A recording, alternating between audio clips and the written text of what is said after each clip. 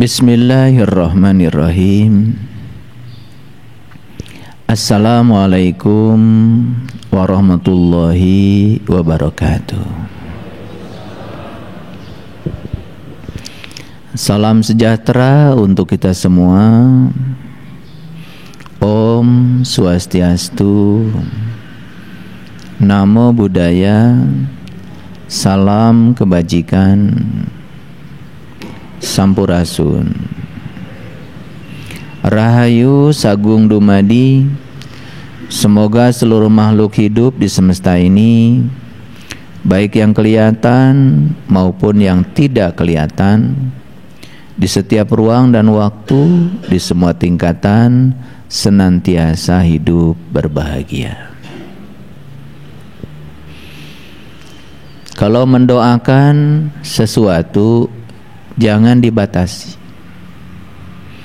Selama ini kita mendoakan hanya dibatasi oleh orang yang sama keyakinannya dengan kita. Mendoakan hanya untuk orang yang setuju kepada kita. Sedangkan Allah sendiri maha luas, tak terbatas. Makanya kalau berdoanya orang yang sudah paripurna kesadarannya, cara berdoanya juga paripurna. Yang namanya makhluk hidup itu bukan hanya yang kelihatan. Dan yang namanya makhluk hidup juga bukan hanya manusia. Ada binatang, ada tumbuh-tumbuhan. Orang yang sudah paripurna kesadarannya, oleh tumbuhan juga dinantikan kehadirannya. Orang yang sudah paripurna kesadarannya, oleh binatang juga dinantikan kehadirannya. Bahkan orang yang sudah paripurna kesadarannya, oleh mereka yang tidak kelihatan, leluhur-leluhur kita di sekitar kita ini banyak sekali. Ada triliunan, banyak sekali. Memang tidak kelihatan bagi mereka yang tidak tahu ilmunya. Tapi bagi mereka yang sadar bahwa sebetulnya yang sedang menunggu untuk punya tubuh baru di sini itu banyak sekali. Mereka tidak bisa berbicara langsung karena sudah tidak diberikan tubuh untuk berbicara. Tapi mereka ada.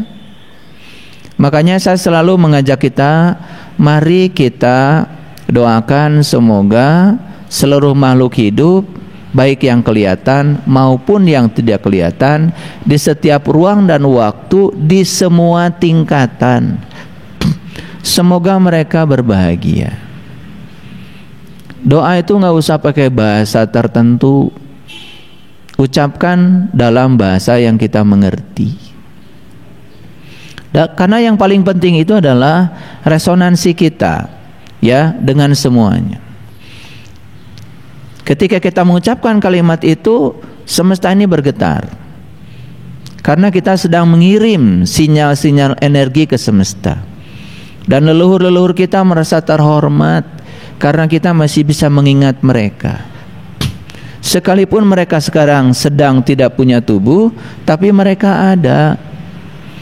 Makanya kalau kalian masuk rumah, walaupun di rumah tidak ada siapa-siapa, tidak ada salahnya mengucapkan salam. Karena di rumah kita itu sebetulnya banyak sekali. Bisa jadi ya, leluhur-leluhur kita juga masih ada di situ. Dan ketika kita menyampaikan salam, mereka akan sangat berbahagia. Ini hal-hal sederhana yang sering kita lupakan dalam hidup. Karena selama ini kita sudah terlalu panjang tidur dalam ketidaksadaran. Oleh karena itu, saya mengajak kita semua, mari kita hadir di sini saat ini sekarang. Sadari nafas kita. Sadari bahwa nafas adalah bukti kehadiran Sang Hidup pada diri kita. Karena dengan adanya nafas kita bisa melihat. Dengan adanya nafas kita bisa mendengar. Dengan adanya nafas kita bisa bicara. Dengan adanya napas kita bisa merasakan apa saja yang kita santap. Dengan adanya napas, tubuh kita dialiri energi lembut yang luar biasa. Dengan adanya napas, setiap sel dalam tubuh kita hidup dan bergairah, penuh sukacita. Itu sebabnya ketika kita masih bernafas, sadari bahwa sebetulnya kita masih diizinkan untuk belajar di sekolah kehidupan ini. Sepanjang kita bernafas, berarti sang semesta masih akan menggunakan kita sebagai kepanjangan tangannya. Untuk apa? Untuk menyampaikan cinta kasihnya. Berhenti mencari uang, cari yang punya uang.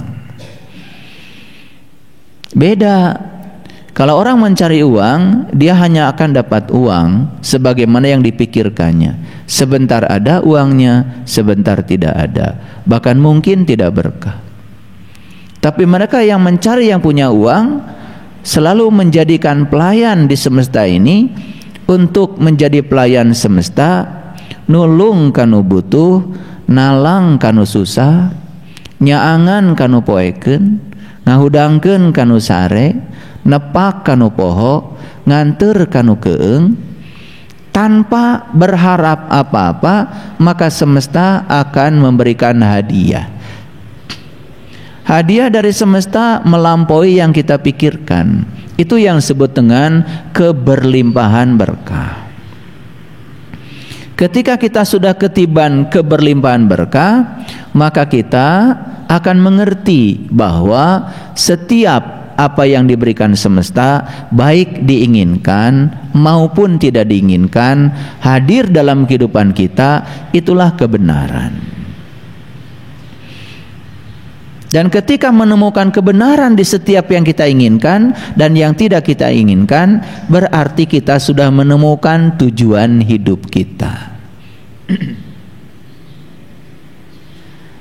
Ketika kita sudah merasakan berkah itu berlimpah tanpa batas, tentu saja kita harus memasuki durma. Durma itu derma. Dermakan semua berkah itu bukan hanya dinikmati oleh diri pribadi kita, tetapi lihat di sekitar kita banyak orang yang membutuhkan pertolongan kita. Jangan lupa bahwa setiap amanah yang diberikan pada kita bukan untuk kita, titipan untuk orang-orang di sekitar kita. Sadar bahwa berkah itu bukan hanya untuk kita, dan kita bagikan pada orang-orang yang dihadirkan dalam kehidupan kita, maka kita sudah mencapai arti hidup. Maka beruntung sekali orang yang saat ini sudah menemukan tujuan hidup dan sudah menemukan arti hidup. Hidupnya tidak akan susah. Orang-orang yang susah itu adalah orang-orang yang hanya berfokus kehidupannya pada diri pribadinya sendiri. Pelitnya luar biasa, ketika dapat berkah tidak mau berbagi. Orang yang semacam ini tidak memiliki kebergunaan di ruang kehidupan. Dan orang-orang yang seperti ini sebetulnya orang-orang yang sedang menyuramkan masa depan ruhaninya sendiri. Jadi tidak sadar bahwa sebetulnya dia sedang menggelapkan masa depan ruhaninya sendiri. Dan orang-orang yang sadar ya dengan tujuan hidup, sadar dengan arti hidup, sebetulnya dia sedang membuka ruang seluas-luasnya untuk masa depan ruhaninya. Jangan lupa bahwa ruhani kita itu abadi, seabadi Allah, seabadi ilahi. Kita hidup bukan hanya sekarang, kita akan terus menerus hidup. Oleh karena itu, karena ruhani abadi sedangkan jasmani tidak abadi, maka wajar kalau jasmani harus diganti. Karena suatu saat jasmani kita tidak lagi bisa paralel, tidak bisa menjadi pelayan bagi ruhani kita untuk meneruskan proses belajarnya. Maka ketika jasmani kita sudah tidak layak pakai, semesta ngasih cinta kasih baru. Dengan cara apa? Jasmani kita ditinggalkan sementara oleh ruhani kita, kemudian didaur ulang ke semesta, dikuburkan, jadi makanan, kemudian jadi saripati yang baru, kemudian dipertemukan lewat cinta kasih, lewat ibu bapak kita, kemudian tersemailah tubuh baru. Lalu ya sang ruhani ditiupkan kembali, meneruskan perjalanannya. Orang yang sudah sampai di kesadaran ini tidak takut dengan kehidupan, tidak takut juga dengan kematian. Karena sesungguhnya mati itu adalah hal biasa, hanya berganti tubuh fisik, hanya berganti casing. Karena kalau tubuh ini sudah repot, tidak melayani lagi kebutuhan rohani, ya tubuh ini harus ditinggalkan. Itulah hukum semesta yang disebut dengan siklus kehidupan. Makanya siklus kehidupan terus berjalan. Di depan mata siklus kehidupan kelihatan, tapi kita selalu tidak sadar. Leluhur kita dikubur. Ketika dikubur, maka tubuhnya menyatu kembali dengan tanah, diurai dengan sistem alami, sehingga semua atom-atom, unsur-unsur, molekul-molekul yang membentuk tubuhnya diurai dengan sistem semesta menjadi unsur-unsur yang sudah terurai. Ketika sudah terurai, maka diserap lagi oleh tumbuh-tumbuhan yang ada di tanah, dan tumbuh-tumbuhan menghasilkan daun, menghasilkan buah, kan dimakan lagi. Setelah dimakan jadi saripati baru, kan tumbuh lagi yang namanya tubuh baru. Jadi siklus kehidupan terjadi juga dalam dimensi fisik, bukan hanya dalam dimensi rohani. Yang gini saja kadang-kadang kita nggak paham. Lalu kita menganggap seakan-akan kehidupan itu sekali dan kematian sekali. Makanya reinkarnasi, suka atau tidak suka, itu merupakan sebuah hukum alam.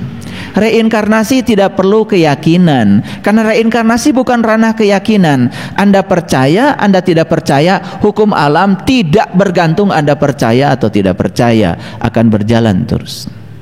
Hukum gravitasi bumi ada, karena di setiap benda yang bermassa ada medan gravitasi. Dan di setiap benda, setiap kita meletakkan benda di medan gravitasi akan ditarik oleh bumi.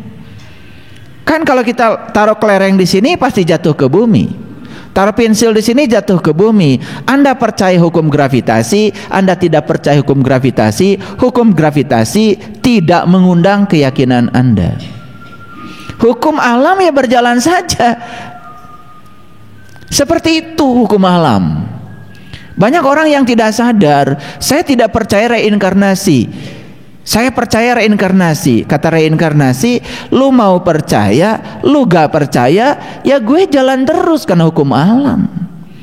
Gak perlu keyakinan Anda, gak perlu ribut. Agama itu tidak perlu pertolongan kita.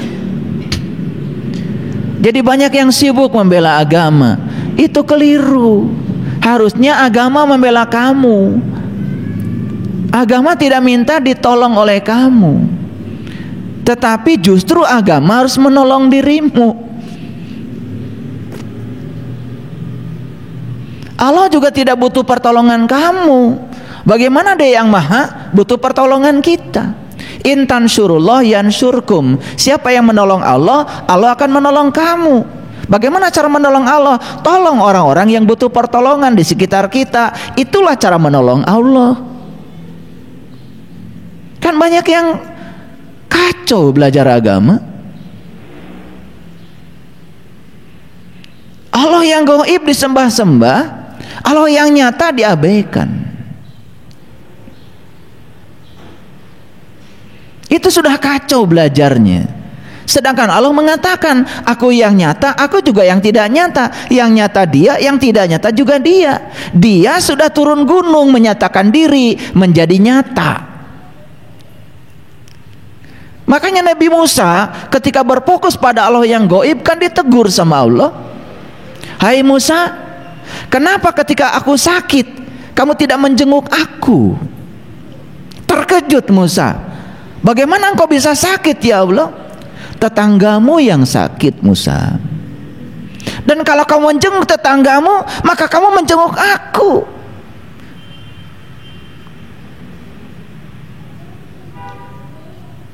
banyak orang yang berfokus ya terus saja mengejar Allah yang gaib.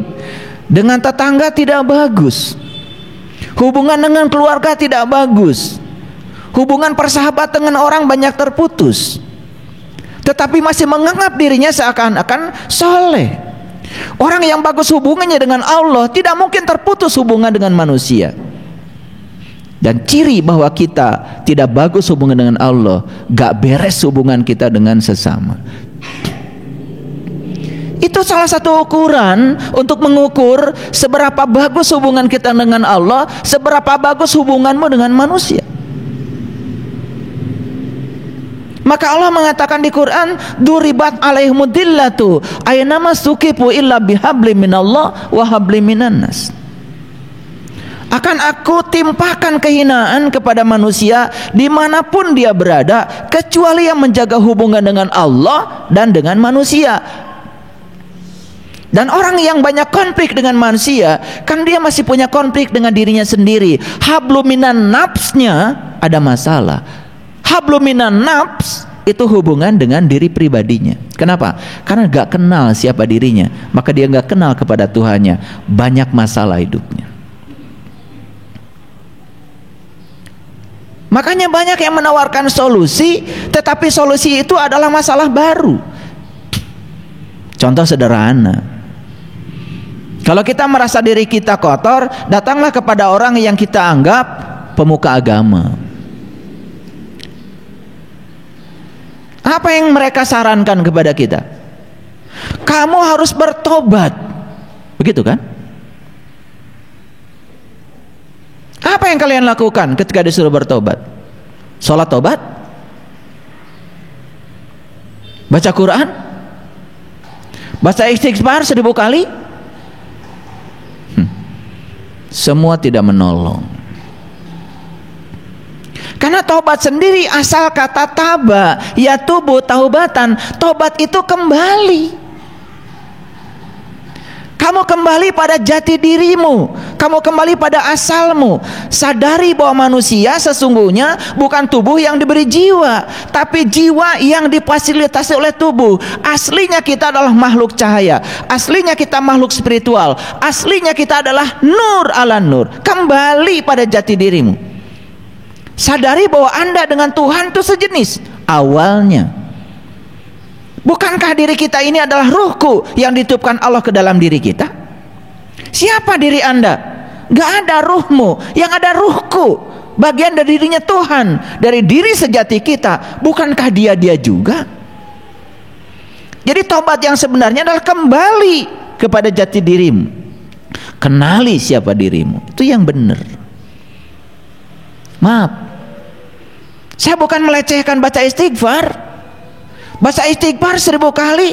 Kalau kita tidak tahu apa yang diistighfari dan kepada siapa kita istighfar, kita nggak kenal juga kepada Allah.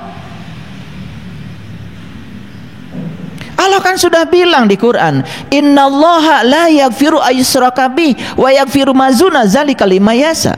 Sesungguhnya Allah tidak akan pernah mengampuni dosa syirik, tapi Allah sudah mengampuni dosa apapun asal jangan syirik. Dosa yang bukan syirik gak usah diurus, karena Allah Maha Pengampun. Gak usah merengek-rengek minta ampun. Jangan menghina Allah. Allah itu kamu tidak minta ampun saja sudah diampunkan. Dia Maha Pengampun, Maha Penyayang, dan Dia tidak akan pernah menyiksa kamu ketika kamu salah. Allah bukan seperti kamu dendaman. Allah tidak seperti kamu bencian, baperan. Kamu baru baik pada sama orang yang baik pada kamu, dan kamu tidak baik sama orang yang tidak baik pada kamu. Allah tidak punya sifat itu. Jadi kalau ada orang yang mengajarkan kalau kamu tidak baik sama Allah, Allah akan menghukum, Allah akan mengazab, bullshit itu, bohong itu. Bagaimana mungkin Allah yang Maha Cinta, Maha Pengasih, Ar-Rahman, Ar-Rahim menghukum hamba yang dicintainya? Karena Allah sudah menciptakan hukum alam dengan hukum sebab akibat. Setiap kita melakukan satu kesalahan, maka alam akan menegur kita. Dan itu hanya teguran, bukan hukuman. Teguran, sistem pendidikan, sistem pembelajaran, sistem edukasi semesta supaya kamu menjadi lebih baik. Itu saja. Karena setelah kita diperankan dalam kehidupan kita, tugas kita berikutnya adalah pulang. Dan pulang itu tidak usah nunggu kita mati. Pulang itu sekarang aja. Mau pulang sekarang kepada Allah, pulang sekarang. Tobat itu bisa sekarang, di sini, saat ini. Itu sebabnya gunakan akal pikiran kita ini dengan waras. Gunakan kecerdasan kita dengan waras. Jangan ikuti orang-orang yang, mohon maaf, menggunakan pikirannya tidak koheren, tidak koresponden, tidak pragmatis. Oleh karena itu, mari kita bersyukur kalau hari ini kita bisa hadir di sini untuk belajar kesadaran.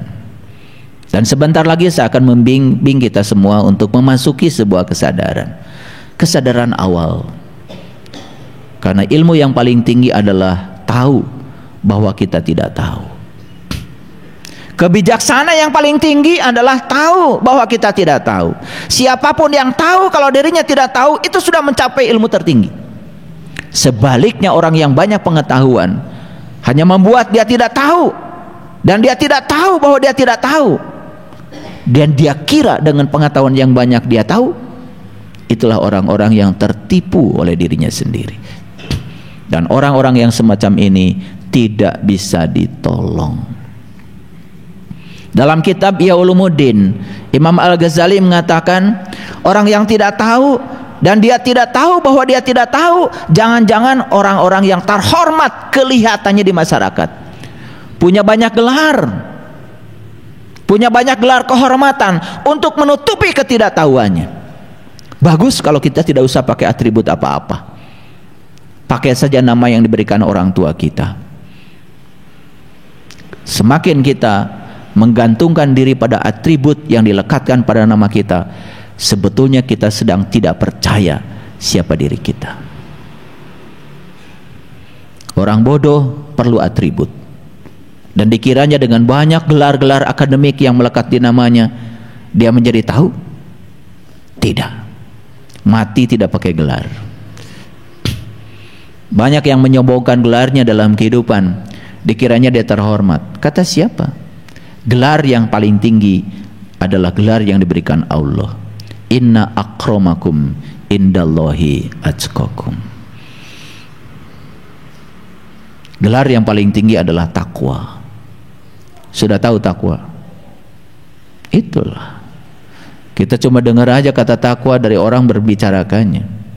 Padahal di Quran jelas sekali, takwa itu suatu prosedur. Wa id akhadna mitsaqakum wa rafa'na faqakumut-tur khudhu ma atainakum biquwwatin wazkuru ma fihi la'allakum tattaqun. Takwa itu pertama harus mengambil janji, membuat komitmen antara dirimu dengan dirimu sendiri, dengan sejatimu sendiri. Dalam bahasanya para nabi, para rasul, itu yang disebut dengan jual beli. Jual dirimu pada Allah, Allah akan membelinya. Dan setelah itu jangan jual dirimu pada Tuhan-Tuhan selain Allah. Itu prosedur pertama dari takwa. Disitulah kita akan mengalami syahadat sejati. Disitulah kita akan mengalami sholat sejati. Disitu kita akan mengalami saum yang sejati. Disitu kita akan mengalami tazkiyatun nafs yang sejati. Disitu kita akan mengalami haji yang sejati.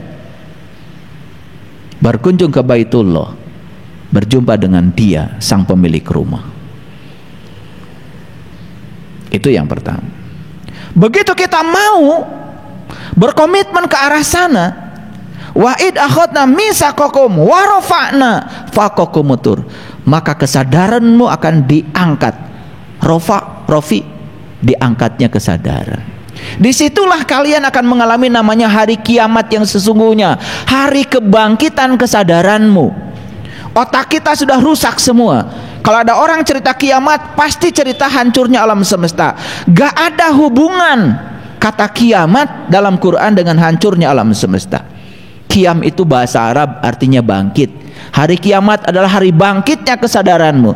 Kiamat tidak usah menunggu alam semesta hancur. Kalau mau kiamat, kiamat aja sekarang. Bangkitkan kesadaranmu, bangkitkan semangatmu. Sadari tidur panjangmu, itu kiamat. Saya sholat tidak tahu Allah, saya ingin sholat mengingat Allah, berarti saya harus tahu kepada Allah, karena saya tidak mungkin saya mengingat sesuatu yang saya tidak tahu. Itu namanya kiamat. Kiamat pengertian, kiamat kebangkitan, kiamat pemahaman. Kiamatkan dirimu sekarang. Ketika kamu membaca syahadat asyhadu an la ilaha illallah wa asyhadu anna muhammadar rasulullah, sadari olehmu apa yang kau ucapkan itu. Aku bersaksi tiada Tuhan selain Allah, dan kalian sedang melakukan proses persaksian lewat mulut. Kapan kamu menyaksikannya? Di mana kau menyaksikannya? Bukankah yang boleh bersaksi hanya menyaksikan? Ketika kamu sadar, oh ternyata saya ini bersaksi tanpa menyaksikan, sadar kalau syahadatmu tidak benar, sadar kalau syahadatmu tidak sempurna, kesadaranmu itulah kiamat.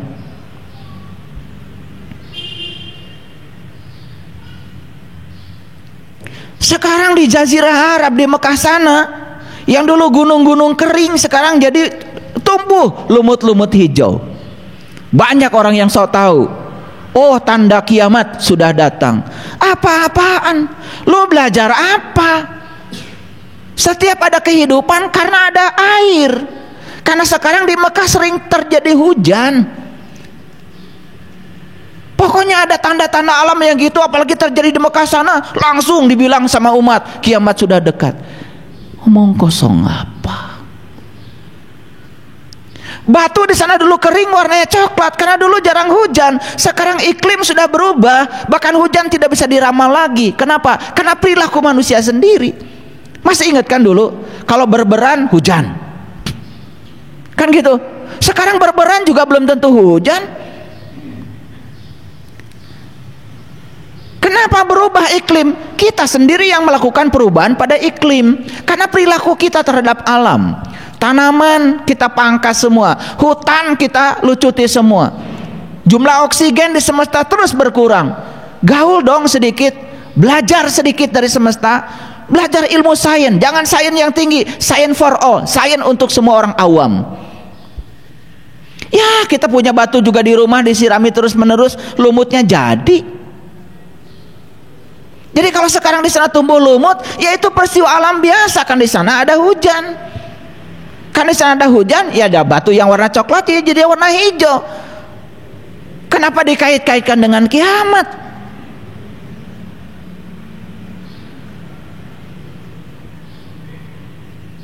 Kan begitu sekarang kita mendengar, betul nggak? Dari orang-orang yang terbuka mulutnya sementara mata kolbu masih tertutup.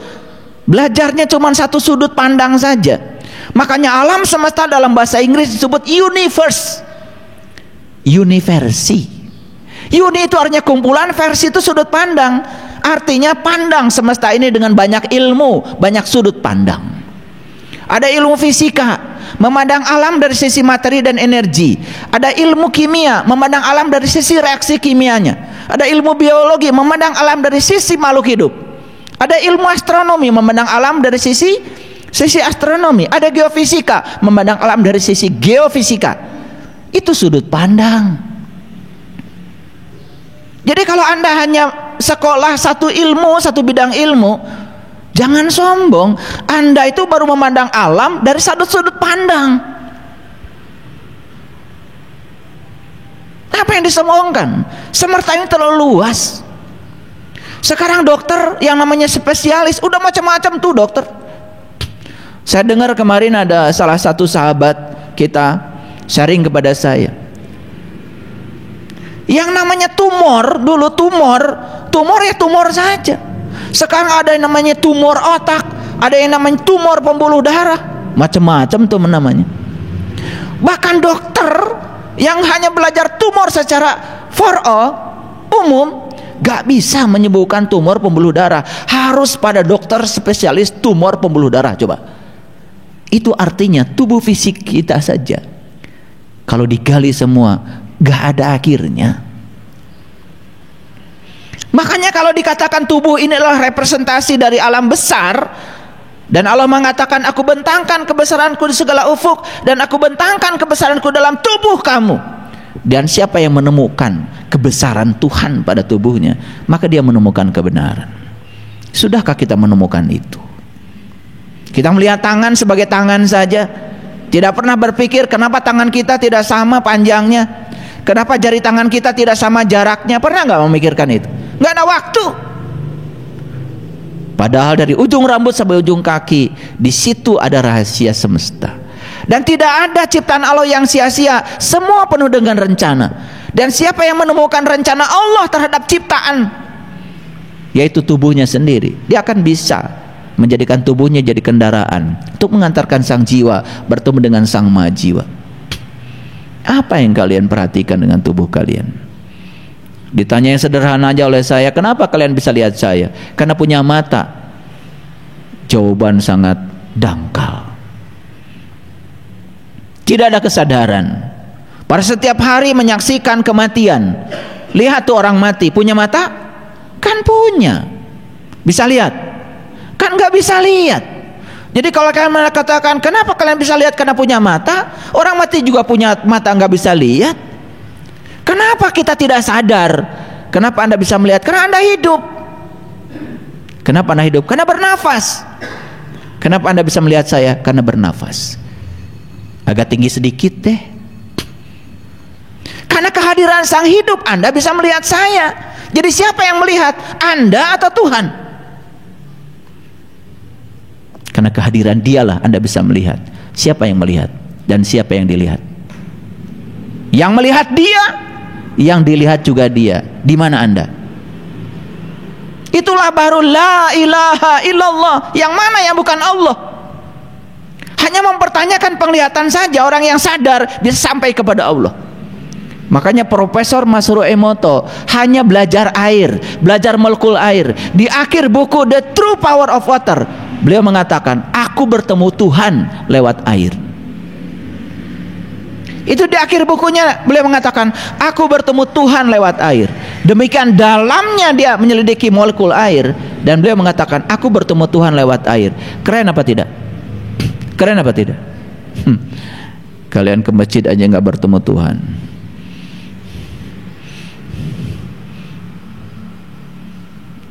Tapi kadang-kadang sombongnya luar biasa.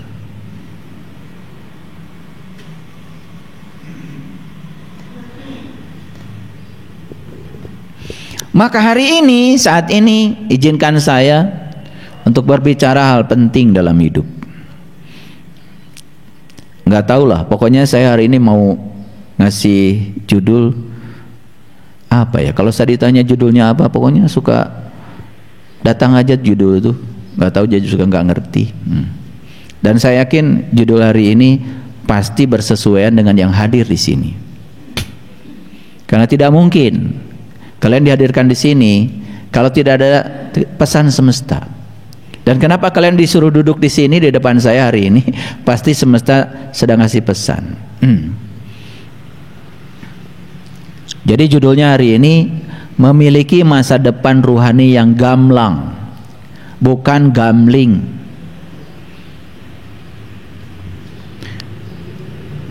Memiliki masa depan ruhani yang gamblang, bukan gambling. Karena banyak sekali yang hidupnya gambling, tidak gamblang. Betul? Oleh karena itu, supaya pas kajiannya, saya akan jelaskan dulu dari sisi etimologi, sisi bahasa, supaya nggak salah persepsi.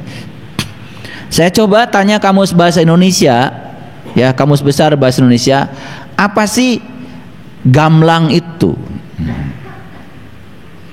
Jadi gamblang itu artinya jelas dan mudah. Kalau kita berbicara tentang ruhani, biasanya jadi ruwet. Betul? Coba tanya orang-orang yang tidak tahu. Kalau ditanya bagaimana supaya saya bisa berjumpa dengan jati diri saya, dengan Tuhan saya, jawabannya pasti ruwet, syaratnya banyak. Padahal di Quran Allah cuma bilang, man kana yarju liqa Allah fa inna ajalallahu la'at. Barang siapa yang berharap jumpa dengan Allah, maka waktunya pasti datang. Syaratnya cuma satu, berharap. Itu aja. Gak ada di situ syaratnya sholat sunat tobat, gak ada syaratnya hafal Quran 30 juz, gak ada. Nggak ada syaratnya harus pergi ke gua nyepi dulu 40 hari, nggak ada. Syaratnya cuma satu, barang siapa yang berharap jumpa dengan Allah, maka waktu yang dijanjikan itu pasti datang. Syaratnya cuma satu, berharap, titik. Saya dulu ketika melakukan pencarian, mohon maaf, ya saya kira ilmu ini ada di tempat-tempat yang dikira masyarakat ada di situ. Saya ke situ, syaratnya banyak. Harus mandi jam 12 malam, harus mutih, gak boleh makan apa-apa kecuali minum air. Wah, saya pikir hak tubuh saya dicuri, bukan mencapai pencerahan, saya bisa sekarat itu. Kan banyak yang mensyaratkan begitu, betul nggak? Padahal di Quran sederhana. Ketika saya baca Quran dengan kesadaran, Allah itu sebetulnya ngasih kemudahan yang luar biasa. Barang siapa yang berharap jumpa dengan Allah, maka waktu yang dijanjikan pasti datang. Cukup berharap saja kok. Maka Allah bilang, yahdillahu linurihi mayyasha, dan aku akan menunjukkan kepada cahayaku siapa yang aku kehendaki. Cukup kamu punya kehendak, akan dikehendaki. Itu saja. Dan yang tidak punya kehendak tidak akan dikehendaki. Itu saja. Jadi apa artinya gamblang? Gamblang itu dalam kamus bahasa Indonesia, nih supaya tahu semuanya. Kadang-kadang kita kan suka menafsir-nafsir secara ilmiah tidak jelas, ya kan? Dasarnya juga tidak jelas. Akibatnya apa? Kadang-kadang kita suka ngomong panjang tidak jelas, apalagi kalau pendek. Kan gitu ya? Ngomong panjang aja tidak jelas, apalagi pendek. Ngeri nggak maksud saya? Lah panjang aja nggak jelas, apalagi pendek. Sekarang kita belajar, coba bicara tuh yang jelas. Nah, supaya bicara jelas, maka 3 syaratnya. Kita harus mencapai 3 pemahaman. Yang pertama, pemahaman translasi. Translasi berarti menggeser. Geser pemahaman buku menjadi pemahaman diri. Kalau kalian baca sesuatu di buku, jangan dihafal. Geser kata-kata buku menjadi kata-katamu. Itu namanya translasi. Itu dikatakan paham. Kalau kita sudah bisa membahasakan dalam bahasa kita. Agak saintifik sedikit, biar kuliahnya naik tingkat. Yang kedua namanya pemahaman interpretasi. Bukan sekedar menggeser bahasa dari bahasa buku menjadi bahasa diri, tetapi sudah ada interpretasi, ada interpreter. Anda sudah menjadi interpreter terhadap yang Anda pahami. Sudah bisa mengungkapkan interpretasi yang jauh melampaui translasi. Nah, pemahaman yang tertinggi namanya ekstrapolasi. Memahami sesuatu sudah diekstrapolasi pada pemahaman dimensi lain. Itulah dikatakan orang paham. Bukan kayak pildacil, sorenya baca ayat, besok udah nasihatin orang. Itu namanya pildacil. Tuh bahasa kerennya dulu kan imtihan. Masih ingat dulu kalau kalian waktu kecil kan, kalau ada maulid Nabi kan biasanya dikasih teks sama ustad. Betul nggak? Ya saya dulu begitu. Disuruh pidato nasihatin orang sesuatu yang saya juga nggak tahu yang saya omongin. Tapi kalau lancar pidatonya biasanya dapat nasi tumpeng paling gede. Gitu. Nah, pemahaman translasi, interpretasi, kemudian ekstrapolasi, baru dikatakan paham. Makanya paham itu cirinya apa? Cirinya tidak berputar-putar. Ngeri nggak? Kalau kalian menjelaskan sesuatu muter-muter sampai orang semuanya bingung, itu sudah jelas Anda belum paham. Betul nggak? Iya. Jadi gamblang itu jelas dan mudah dimengerti. Oke? Itu yang pertama. Yang kedua, gamblang itu menurut kamus bahasa Indonesia tampak jelas. Jelas banget. Jadi kalau saya tanya sekarang, kamu nanti kalau mati selamat atau celaka. Kamu nanti kalau mati bisa pulang atau keluyuran. Nah, kalau kalian tidak bisa menjelaskan, tidak jelas, kalian juga tidak mengerti, tidak tampak jelas dengan masa depanmu, itu namanya gambling. Itu namanya gambling. Makanya kan kalau ditanya yang sederhana saja, sholatmu diterima nggak sama Allah? Wallahu alam. Karena ngomongnya pakai wallah, ya, tafhimnya bagus, disangkanya benar itu omongan. Padahal sebenarnya dia sedang gambling. Betul nggak? Atau jawaban berikutnya, sholatmu diterima atau tidak oleh Allah? Terserah Allah. Kan Allah bingung. Yang sholat kamu, setelah itu kamu nyerahin sama gue. Apa urusannya? Harusnya yang sholat kamu, yang menjamin kalau sholatmu itu bermutu, diterima, ya kamu.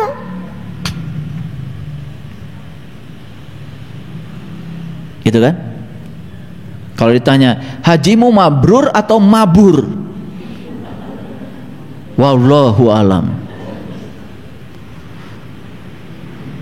Ya lihat saja perilakumu sebelum haji, kamu pelit. Habis haji tambah pelit. Wallahu alam kumaha. Sudah jelas kamu tuh mabur. Cuman kita nggak jujur pada diri sendiri. Kan pertanyaannya sebetulnya perubahan apa yang terjadi setelah kamu haji? Perubahan apa setelah kamu umroh? Kenapa kamu nggak tahu tujuan haji, nggak tahu tujuan umroh? Jawaban yang paling keren adalah wallahu alam. Wallahnya tebel. Asal ke Arab-Araban kan dianggap benar itu. Ini masalah kita. Makanya saya buka dikit-dikit biar sedikit agak waras. Ini ngaji kewarasan. Makanya kalau ngaji dengan saya bahaya. Yang tidak waras jadi waras. Itu bahaya ngaji dengan saya.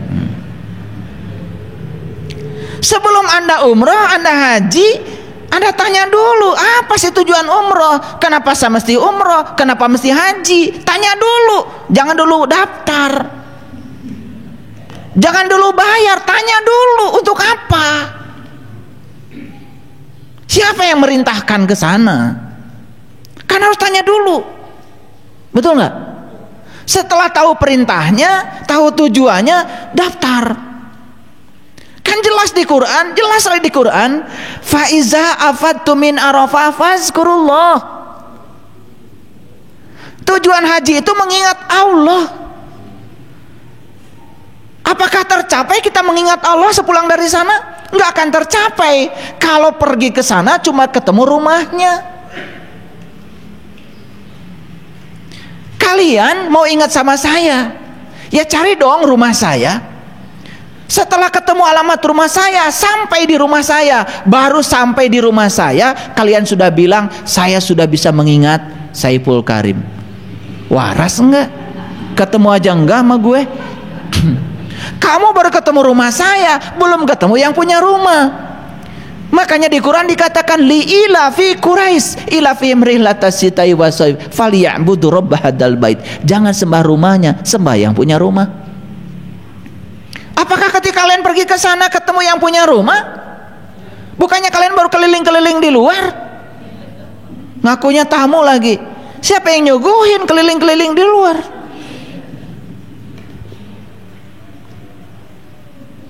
Tapi pulang dari sana ditanya, hajimu mabrur atau mabur? Wallahu a'lam. Gak jelas. Harusnya tanya dirimu, sepulang dari sana sholat saya ngawur, gak bisa ingat sama Allah. Sepulang dari sana sholat saya ingat sama Allah, mabur gitu. Atau mabrur? Mabrur. Oh, sepulang dari sana sholat saya sudah ketemu kiblatain. Kan kiblatain itu juga salah kaprah. Dulu katanya Nabi Muhammad menghadap Baitul Muqaddas, Yerusalem. Kemudian Nabi Muhammad menghadap Ka'bah, menghadap Mekah. Itu belum kiblatain, itu baru satu kiblat, sama-sama materi. Yerusalem materi, Mekah juga materi. Kiblatain itu artinya Anda itu kan terdiri dari materi dan imateri. Anda punya dua, ya tubuh, ya ruhani. Tubuh kiblatnya ya tubuh, materi kiblatnya materi. Tetapi ruh Anda, jiwa Anda, masa dihadapkan pada materi? Hadapkan pada yang ruh. Tubuh dihadapkan pada tubuh, materi pada materi, itu satu kiblat. Tapi jiwa Anda jangan dihadapkan pada materi, jiwa hadapkan pada sang maha jiwa. Itu ketemu dua kiblat, namanya kiblatain. Gitu nggak haji? Enggak. Kalian sudah berfoto sama unta? Udah. Pakai sorban ala Arab? Udah. Ini saya mau refleksi saja, bukan merendahkan. Refleksi. Mari kita jujur pada diri sendiri. Kita harus bisa menjamin kalau ibadah kita diterima oleh Allah. Makanya Ibnu Atha dalam Al-Hikam mengatakan, tidak usah bertanya Allah solatmu diterima atau tidak oleh Allah. Tanya aja perilakumu setelah solat, apa yang berubah? Kan yang tahu kita. Makanya kita harus bikin namanya indikator untuk mengukur kompetensi yang dicapai oleh kita setelah kita melakukan sebuah ritual tertentu. Kita yang paling tahu, walaupun berubahnya sedikit, insya Allah itu yang penting. Paham? Sebelum sholat tukang marah, habis sholat tambah gede marahnya. Ketika ditanya sholatmu diterima atau tidak, wallahu alam. Gak usahlah pakai harap-harapan. Sekarang sholatmu diterima atau tidak? Yuk kita lihat pada diri kita, perubahan apa yang terjadi pada diri kita. Itu yang gampang diukur. Jadi carilah indikator yang sederhana. Itu namanya gamlang. Ini harus saya jelaskan dulu nih arti gamlang supaya nggak salah kaprah. Makanya ngajinya agak saintifik sedikit. Nah, gamlang yang ketiga menurut kamu sebagai manusia mudah terlihat. Saya mau tanya sama kalian, Allah goib apa nyata? Goib apa nyata? Masih dua nih jawabannya. Ada bilang goib, ada bilang nyata. Gak apa-apa, dua-duanya benar. Dua-duanya benar. Bagi yang belum tahu ya goib, bagi yang sudah tahu ya nyata. Gitu aja. Jadi benar gak dua-duanya? Benar dua-duanya. Makanya ngaji di sini emang nggak ada salah benar, dua-duanya benar. Yang bilang goib benar karena belum tahu. Yang bilang nyata benar karena sudah tahu. Benar kan dua-duanya? Benar, gak ada yang salah. Yang kurang tepat adalah yang bilang Tuhan goib tapi percaya. Itu juga nggak salah, cuman kurang tepat. Nah, rada sopan sedikit. Makanya saya kalau ngasih nilai fisika dulu, ya, kan di rapot itu ada ketentuan. Kalau 3 itu mati, gak naik kelas. Pokoknya di bawah 3 itu mati. Jadi kalau rata-rata siswa itu nilai ulangannya 1, 2, ya sudah. Supaya agak sopan, saya beri nilai 3. Karena agak sopan kan? Karena 3 dengan 2 kan sama. Jadi saya sudah kalau ditanya orang tua, kenapa anak saya nilainya 3? Sebetulnya sih nilainya rata-rata 1.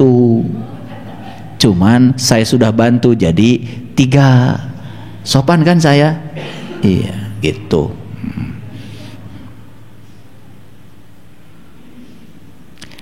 Mudah terlihat. Itu namanya gamlang. Kalian kalau mau ketemu saya,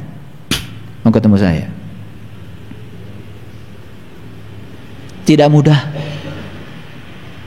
Sekarang aja gampang. Saya habis dari sini, entah mau kemana saya. Kalian nyampe di rumah saya, paling juga orang di rumah bilang, oh ayah barusan pergi ke kampus. Kalian kejar ke kampus, kata mahasiswa saya, oh bapak barusan pergi ke laboratorium. Dikejar kalau oh bapak baru saja pergi ke rumah. Pusing kan cari saya. Makanya cari saya itu susah. Mau ketemu saya itu susah. Tapi kalau mau ketemu yang punya saya gampang. Tidak pernah tidur, gak pernah ngantuk, gak ada istirahatnya. Kapan saja, di mana saja, mau ketemu yang punya saya gampang. Kalau tahu ilmunya, tahu caranya. Karena Allah udah bilang, aku bersamamu dimanapun kamu berada. Aku bersamamu, lebih dekat kepadamu daripada urat nadi lehermu. Bayangkan, begitu mudahnya ketemu dengan Allah. Begitu sulitnya ketemu dengan saya. Jadi kalau ada orang yang mengatakan ketemu Allah itu sulit, itu kasihan aja. Allah sudah ngasih kabar kok di Quran. Allahu la ilaha illa huwal hayyul qayyum la ta'khudhuhu sinnatu wa la naum. Aku adalah Allah, tidak Tuhan selain aku. Aku senantiasa berdiri tegak menunggu kamu datang.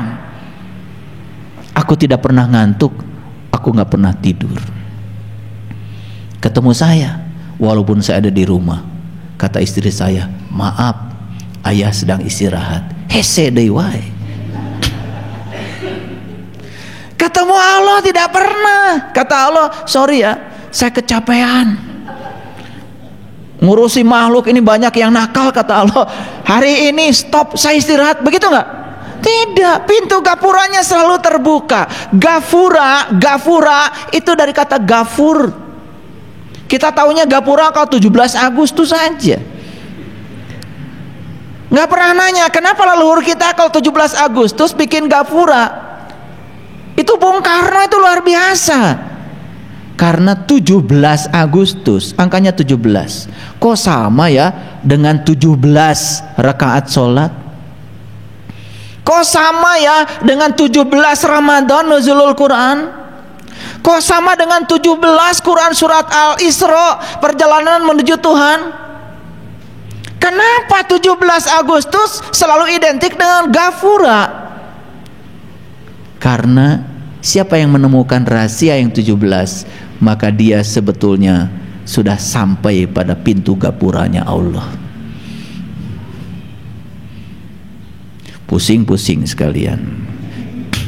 Karena kita itu kadang-kadang nggak ngerti. 17 Agustus kalian coba pakai baju baru aja. Orang lain bawa pedang-pedangan, bawa bambu runcing, ikut aja. Nggak tahu esensinya apa. Kenapa Bung Karno memerdekakan bangsa kita 17 Agustus? Kenapa bulan 8 lagi? Kenapa 1945? Luar biasa. Kalau kita menemukan rahasia 17, kita akan menemukan rahasia yang 8. Ternyata 8 itu menyatakan 8 lapisan kesadaran. Dari kesadaran Adam, kesadaran Yahya, kesadaran Yusuf, kesadaran Idris, kesadaran Harun, kesadaran Musa, kesadaran Ibrahim. 7 lapis kesadaran. Puncaknya yang ke-8 namanya Sidrah Al-Muntaha, puncaknya kesadaran. Di situ kita berjumpa dengan Tuhan.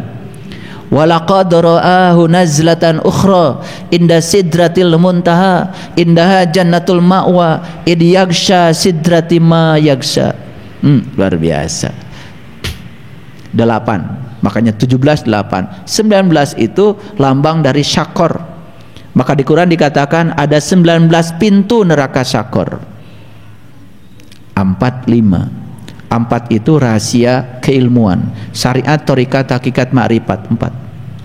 Sidik, amanah, fatonah, balagoh. 4. Abu Bakar, Umar, Utsman, Ali. 4. Unsur pembangun manusia, tanah, air, api, udara. 4. Yuk. Yang harus kita tahu dari Allah 4. Wajibul wujudnya, sifatnya, afalnya, asmanya. 4. Yuk. Makanya tuntaskan belajar yang 4. Maka kita sudah menemukan saraba 4. Maka kita akan sampai di 5. 5 itu menyatakan rukun Islam. Islam itu artinya adalah pasrah total kepada Allah, letting go. Makanya orang yang sudah di level Islam itu, inna solati wa nusuki wa mahyaya wa mamati lillahi rabbil alamin la syarikalah wa bizalika umirtu. Ya Allah, aku siap menerima apapun perintahmu. Aku yakin apapun yang terjadi dalam hidupku karena wa bizalika umirtu, karena amarmu, karena keberadaanmu, karena kehadiranmu. Aku tidak menolaknya ya Allah. Tapi ajarkan pesan apa yang hendak engkau sampaikan kepadaku lewat semua peristiwa yang terjadi dalam hidupku. Itulah jadi orang bijaksana. Keren sebetulnya. Kalian peringati 17 Agustus gitu-gitu aja. Udah, stop dulu itu. Kepanjangan saya bicara itu. Yang keempat, menurut Kamus Bahasa Indonesia, gamlang artinya tanpa tutup. Yang kelima adalah tanpa halangan. Yang keenam, tidak diragukan lagi. Coba, kata gamlang dari sisi kamus aja udah keren. Jelas dan mudah dimengerti, tampak jelas, mudah terlihat, tanpa tutup, tanpa halangan, tidak diragukan lagi. Coba, ini kalau saya tanya, nanti mati masuk surga atau masuk neraka? Jawabannya apa? Walau alam lagi.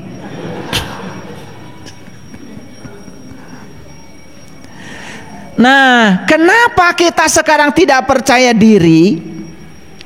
Kenapa kita sekarang tidak punya kepastian? Karena selama ini semua yang kita pelajari semuanya adalah keraguan yang tidak mendorong kita pada kepastian. Makanya di Quran dikatakan falaula idza balagatil hulqum wa antum hina idzin tanzurun wa nahnu aqrabu ilaihi minkum walakin la tubsyirun. Ketika nyawamu sampai di kerongkongan nanti, seharusnya kamu melihat, kata Allah. Aku lebih dekat kepadamu, tapi kebanyakan manusia mati dalam keadaan tidak melihat. Pertanyaan saya bagi kalian, nanti kalian kalau mati melihat atau tidak melihat? Melihat. Kenapa? Karena sekarang juga sudah melihat, tiap hari melihat. Makanya sudah dipastikan dari sekarang, nanti saya mati pasti melihat. Bukan wallahu alam. Atau ragu? Kalau ragu, pastikan sekarang bikin pertanyaan bagi diri kita. Ya Allah, apakah nanti saya mati melihat atau tidak melihat? Kalau saya mati harus melihat, dengan mata mana saya harus melihat? Apa yang harus saya lihat? Dan bagaimana caranya supaya saya bisa melihat? Pastikan dari sekarang. Akan dijawab oleh semesta. Yang melihat saat itu adalah mata qalbumu. Yang dilihat adalah aku, kata Allah. Dan bagaimana cara supaya bisa melihat? Temuilah para pewaris Rasul. Itulah tugas mereka. Aku utus ke semesta untuk mengajarkan itu. Membebaskan 3 penyakit. 1 penyakit kulit. Yang kedua, membebaskan kebutaan mata kalbumu. Dan yang ketiga, membangkitkan kematian kesadaran. Itu diabadikan dalam Quran surat Al-Imran ayat 49. Tugasnya Rasul itu cuma 3. 1, membebaskan manusia dari kebutaan mata kalbunya. Yang kedua, membebaskan manusia dari penyakit kulit. Ngerti sesuatu cuma kulitnya saja. Yang ketiga, membebaskan manusia dari kematian kesadaran. 3 itu. Maka siapapun yang mengaku pewarisnya Rasul harus bisa menjalankan 3 tugas utama itu. Ya Allah, nanti kalau saya mati melihat atau tidak melihat? Jangan minta dijawab oleh Allah, jawab oleh dirimu. Melihat. Dengan mata mana ya Allah saya melihat? Dengan mata kalbu. Buka sekarang. Bagaimana caranya? Temuilah para pewaris ilmunya Rasul. Al ulama warasatul anbiya. Jangan cari orang-orang yang pura-pura iman padahal dia bukan orang beriman. Jangan cari orang yang pura-pura Islam padahal dia belum merasakan rasanya Islam. Lihat di Quran bagaimana Nabi Musa mengoli iman. Ya Allah Tuhanku, nampakkanlah diri Engkau kepadaku agar aku dapat melihatmu. Apa kata Allah? Kamu tidak akan sanggup melihatku, tapi lihatlah ke puncak kesadaranmu. Tatkala Allah bertajalli di puncak kesadarannya Musa, saat itu Musa tersungkur, bahkan pingsan, mengalami fana billah.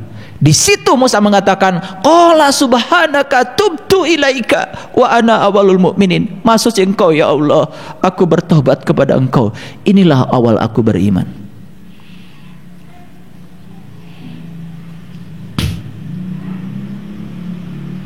Ulangi, jadi gamblang apa? Jelas dan mudah dimengerti. Oleh siapa? Oleh dirimu sendiri. Jadi kalau ditanya oleh saya, bagaimana masa depan ruhanimu? Jelas dan mudah dimengerti, karena sekarang sudah jelas. Bagaimana masa depan ruhanimu? Tampak jelas. Bagaimana masa depan ruhanimu? Sudah terlihat mudah dari sekarang. Bagaimana masa depan ruhanimu? Gak ada tutupnya lagi, kelihatan dengan jelas. Sudah kasyaf, sudah mukasyafah. Makanya syarat untuk mencapai mukasyafah kan kata para ulama, satu harus ma'rifah. Lanjutannya adalah musyahadah. Setelah ma'rifat baru musyahadah, penyaksian.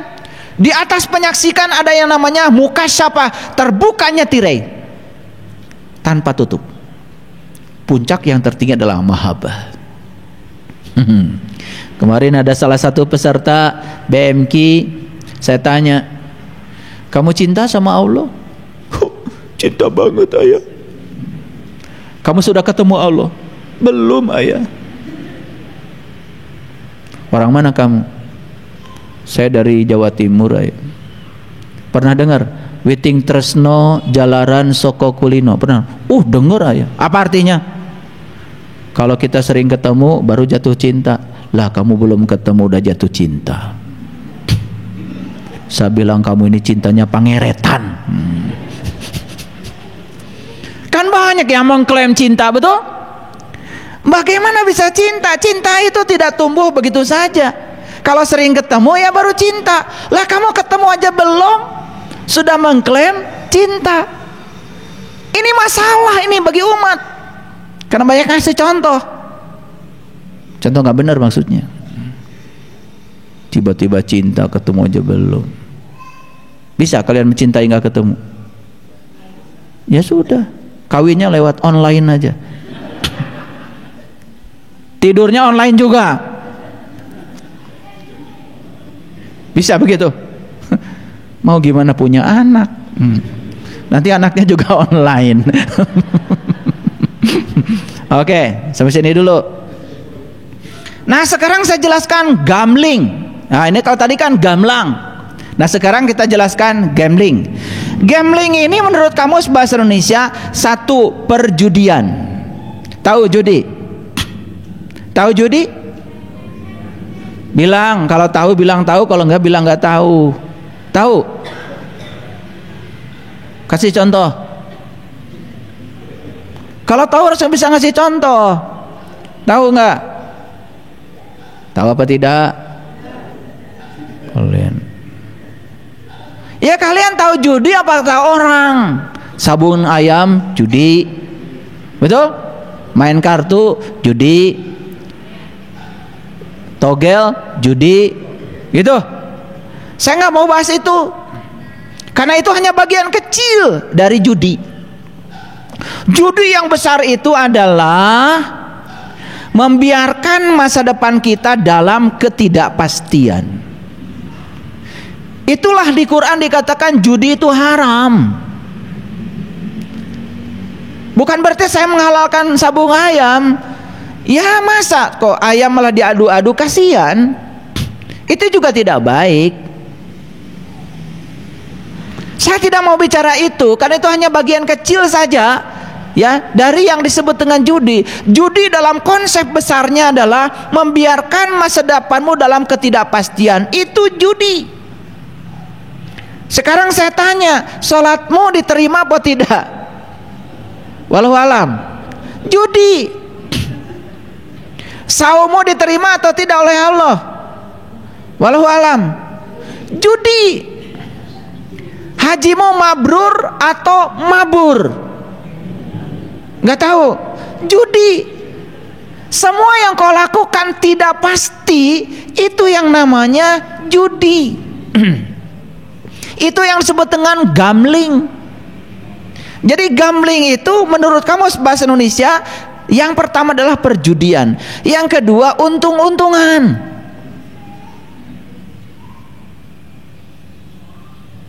Kan bahaya kalau untung-untungan. Untung-untungan itu kan nggak pasti. Nah, kenapa lotre disebut judi, untung-untungan? Masih ingat kan zamannya SDSB? Ya kan? Semua jadi gila. Tiba-tiba banyak sekali orang yang punya pelajaran matematika sendiri. Iya. Pokoknya 4 tambah 5 kurangi 3 kali 10 dikurangi 4. Nggak tahu itu aritmatik dari mana. Kalau di sekolah kan jelas. Ada yang namanya deret geometri, deret ukur. Itu bisa ditebak. 2, 4, 6, 8, 10, titik-titik. Maka suku yang ke 100 berapa? Bisa itu. Ada buat rumus formulanya. Itu namanya deret geometri. Ini tiba-tiba ada orang jago matematik. Pokoknya 4 kali 5 kurangi 8. Nggak jelas dari mana.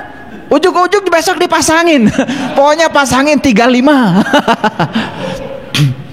Begitu besok mungkin saja mujur dan menang. Apa berikutnya? Dia udah lupa rumus yang kemarin kan? Betul nggak? Lupa, ayo rumusnya kayak inget kok. Tetapi duit yang didapat itu pasti ada nafsu baru, mau dipasangkan lagi, betul nggak? Maka nggak ada orang yang untung, nggak ada yang untung dengan menggunakan pola untung-untungan. Maka itu juga judi karena untung-untungan. Tapi itu hanya bagian kecil. Saya cuma khawatir aja, kalian itu ngomongin orang yang judi begitu. Tapi kalian lebih parah lagi, membiarkan masa depanmu dalam ketidakpastian. Itu judi besar.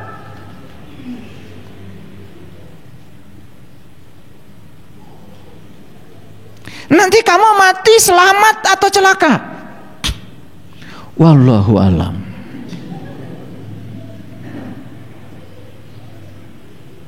Makanya Rabi'ah al-Adawiyah, perempuan suci, seorang ahli ma'rifat di zamannya, itu pernah dilamar sama Hasan al-Basri, seorang kiai besar. Siapa yang tidak tahu Hasan al-Basri? Baca kitab warisan para aulia. Yang namanya Hasan al-Basri itu orang yang paling soleh di zamannya. Dan dia melamar Rabi'ah al-Adawiyah. Dan ketika melamar Rabi'ah al-Adawiyah, permintaan mas kawinnya cuma satu. Kamu akan diterima lamarnya oleh saya, tapi tolong jawab pertanyaan saya. Apa pertanyaannya? Nanti kalau saya mati, saya selamat atau celaka? Jawaban Hasan al-Basri saat itu, wallahu alam, langsung ditolak lamarannya. Apa kata Rabi'ah? Bagaimana kamu bisa melamar saya karena kamu tidak bisa memastikan saya selamat atau celaka? Kamu tidak layak sebagai suami saya. Mau ditiru begitu? Nanti kalau ada yang melamar, tanya dulu. Nanti saya kalau mati selamat apa celaka? Itu. Ada nggak yang begitu? Nggak ada. Paling yang melamar bawa apa? Mas kawinnya berapa banyak, kan begitu? Betul nggak? Bahkan tidak tahu asal usulnya, yang pengen gede mau aja. Ternyata hasil ngerampok. Besoknya masuk penjara sama-sama. Itulah perempuan suci itu bertanyanya begitu. Ya, Anda akan jadi suami saya, akan jadi pembimbing saya. Pastikan kalau saya nanti mati saya selamat. Bagaimana Anda membuat saya selamat? Itu mas kawin yang diminta Rabi'ah al-Adawiyah. Keren sekali.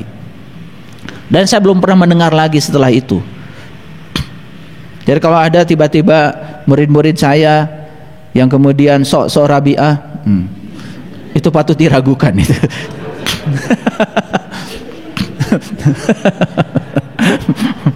Ini untung-untungan. Yang ketiga, ini menurut kamus, membiarkan sesuatu dalam ketidakpastian. Kan sekarang ini mohon maaf ya. Kalian kan banyak cerita, oh nanti di akhirat itu begini, begitu kan? Betul kan? Sementara yang ceritakan belum pernah ke sana. Oh nanti di surga itu ya ada bidadari. Satu orang bidadarinya 72. Satu aja saya udah kerepotan. Makanya ada yang gila lagi. Katanya kerjaan para kaum lelaki di surga nanti memecahkan keperawanan. Pagawean naon nu kitu? Ini cerita surga atau cerita apa ini? Karena letterlock betul, dia nggak ngerti 72 itu apa, bidadari itu apa, nggak ngerti sama sekali. Surga itu apa? Dia nangkap surga berdasarkan persepsinya sendiri. Lucunya dia menyampaikan itu pada orang lain.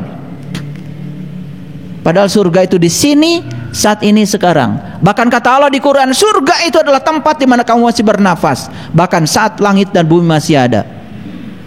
Itu 72 itu bahasa simbolik. Pecahkan 72. 72, 27 itu bahasa spiritual. Maka Nabi Muhammad ya ketika Isra Mi'raj 27 kan? 27 kan? Beliau mengatakan sholat berjamaah 27 kan? Aduh, itu bahasa spiritual. Pecahkan 27 itu, temukan maknanya. Disitulah pentingnya ketemu guru. Nah dibalik dari 72 sama aja, tetap angkanya 2, 7 dan 2. Nah bidadarinya yang mana? Nggak saya ceritakan di sini, mahal, harus bayar. Enak aja. Kalau saya cerita di sini kan gratis. Nggak bisa gratis-gratisan. Ilmu itu ada fidyahnya. Ya, kan kasihan itu. Yang haji di sini kebanyakan kan perempuan. Udah gitu ceramahnya di surga hanya ada bidadari. Kan kasihan sebelah sini. Habis ngaji pasti burem itu wajahnya. Sudah ada hadis yang mengatakan di neraka itu kebanyakan laki-laki, kebanyakan perempuan. Di neraka kebanyakan perempuan, sudah gitu di surga kebanyakan bidadari. Kan kasihan 2 kali kan? Itu semua simbolik. Neraka itu ya, penghuni neraka kebanyakan perempuan. Maksudnya apa? Perempuan lambang dari jasmani. Siapa saja yang dalam kehidupannya terlalu berorientasi pada aspek jasmani, lupa pada aspek ruhani, yaitu dia sedang menciptakan neraka bagi dirinya sendiri. Itu maksudnya. Cerdas dikit. Makanya laki-laki selalu lambang dari ruhani. Ya toh? Iya, ia akan masuk surga. Ia ruhani. Makanya ruhanimu baik perempuan, ruhanimu baik laki-laki, ya kalau ruhaninya bersih masuk surga dua-duanya. Yang masuk surga di sana sediakan bidadari, ngerti? Nah, bidadarinya belum dijelaskan. Jangan manggut dulu, enak aja kan belum harus bayar. Karena bahaya kalau gratis itu. Kalau ilmu didapat dengan cara gratis, kalian akan membuangnya mudah. Makanya di dalam Quran surat Al-Mujadilah, jika kamu hendak melakukan pembicaraan khusus dengan Rasul, maka harus mengeluarkan sedekah. Itu Quran surat Al-Mujadilah 12-13, itu baca sendiri itu. Kalau ada yang bilang, wah kok belajar harus bayar, ya udah nggak usah belajar, biar nggak bayar. Ngerti maksud saya? Ini kadang-kadang pikiran kita ini suka ini. Padahal Allah itu cuma nguji kita seberapa besar kemelekatan kita pada harta kita. Sepanjang kita melekat pada jasmani, jangan berpikir kalau kamu bisa mencapai aspek ruhani. Lepaskan dulu kemelekatan pada jasmani, aspek ruhaninya akan naik. Itu namanya wudhu. Wudhu tuh berpisah. Berpisahlah dengan kemelekatanmu pada yang selain Tuhan, supaya kamu bisa sholat menyatu dengan Tuhan. Itu makanya wudhu dulu baru sholat. Nah, jadi gambling itu artinya perjudian, untung-untungan, membiarkan sesuatu dalam ketidakpastian, taruhan. Selanjutnya, hasilnya tidak pernah pasti. Dan yang selanjutnya, mengundi nasib dengan anak panah. Ini bahasa Quran, disebutnya ajlam. Jadi ajlam itu mengundi nasib dengan anak panah. Nah, jadi kan melesatkan anak panah itu kan kemungkinannya banyak, tergantung keahliannya kan. Bisa masuk ke titik sasaran, bisa keluar dari sasaran, kan begitu. Apalagi yang sembrono memanahnya. Makanya Nabi Muhammad mengajarkan olahraga tuh yang bagus memanah. Maksudnya itu bukan langsung cari panah, langsung olahraga. Kalau sudah olahraganya itu udah merasa ahli surga, bukan itu. Olahraga artinya memanah. Memanah itu harus betul. Jangan sampai memanah itu sembarangan. Nah, memanah itu memusatkan perhatian pada tujuan sebetulnya. Itu bukan cerita olahraga. Cerita kalau kamu ingin benar hidupmu, pusatkan fokusmu, perhatianmu pada fokusmu. Tujuanmu apa? Kan tujuan kita cuma satu. Ilahi anta maksudi waridoka matslubi. Hanya engkau ya Allah tujuanku, hanya ridhomu yang kami cari. Itu. Kalau fokus ke sana, maka kita tidak akan. Nah, sekarang saya sudah jelaskan apa itu gamlang, apa itu gambling. Paham ya? Nah, rumusnya yang saya mau jelaskan kan ini. Memiliki masa depan rohani yang gamlang, bukan gambling. Oke, lihat saya semuanya. Ini ada jasmani, ada rohani. Masa depan jasmani juga gak boleh gambling, harus gamlang. Ingin sehat gak? Ya ikuti pola hidup sehat. Kan gak mungkin kalian tiba-tiba sehat kemudian hidupnya sembrono. Hidup sehat, haknya hatinya selalu gembira. I-nya istirahat yang cukup terutama pikiranmu. D-nya diet yang seimbang, makan sesuai golongan darah. Makanya makan itu rumusnya 3J. Jenisnya apa, jadwalnya jam berapa, jumlahnya berapa banyak. Makanya yang membentuk tubuhmu itu adalah mulutmu. Ngerti? Kenapa tubuhmu begitu? Nah itu salah mulutmu. Bukan mulut orang lain, mulutmu. Hati selalu gembira, istirahat yang cukup, diet yang seimbang, udara yang bersih. P. Pengendalian diri, terutama dari keinginan. Karena semua sumber penderitaan adalah keinginan. Ingin orang lain seperti yang saya mau. Ketika tidak seperti yang saya mau, kan kalian sakit hati. Padahal penyebab sakit hati kan kamu sendiri, bukan orang. Kamu aja nyalah-nyalahkan orang karena ilmunya rendah. Sakit hati dikira buatan orang, kan buatan kamu. Karena kamu ingin orang seperti yang kamu mau. Coba bebaskan keinginanmu dari itu. Nggak apa-apa. Orang melakukan apapun kamu terima. Sehat, sinar matahari yang cukup. Sinar matahari yang ini, yes. Tapi ada matahari satu lagi dalam dirimu. Temukan matahari itu. Maka di Quran dikatakan Robul masyriqain wa robul maghribain. Ada 2 tempat terbit matahari. Kamu baru tahu tempat terbit matahari 1. Itu aja. Moyan Unggal Isuk, MUI. Ya Moyan Unggal Isuk, MUI kan. Apa yang salah dengan saya? Kalian ketawa. Moyan Unggal Isu, kalau disingkat MUI. Iya. Nah, selanjutnya ya, setelah sinar matahari yang cukup, energetik. Apapun yang dilakukan harus senang. Coba kalian lakukan senang. Kalian masak senang, pasti masakannya enak. Begitu kalian masak nggak senang, walaupun resepnya sudah itu, pasti nggak ada cinta di situ. Beda rasanya. Makanya masakan yang dilakukan oleh orang yang punya cinta, basinya pun lama. Masakan yang dilakukan oleh orang yang marah-marah, tidak punya cinta, basi sebentar. Itu energi. Boleh diriset kalau nggak percaya. Energi ini energi. Energi apa yang kita masukkan ketika kita memasak? Sinar matahari yang cukup, energetik, melakukan apa-apa. Hubungan sosial yang bagus, jaga hubungan. Air putih yang banyak. Tuhan yang paling utama. Tuh rumusnya udah saya kasih. Nah ini gratis, nggak usah bayar. Ada yang gratisannya, ada, tenang aja. Nah, jasmani kita pun harus punya masa depan.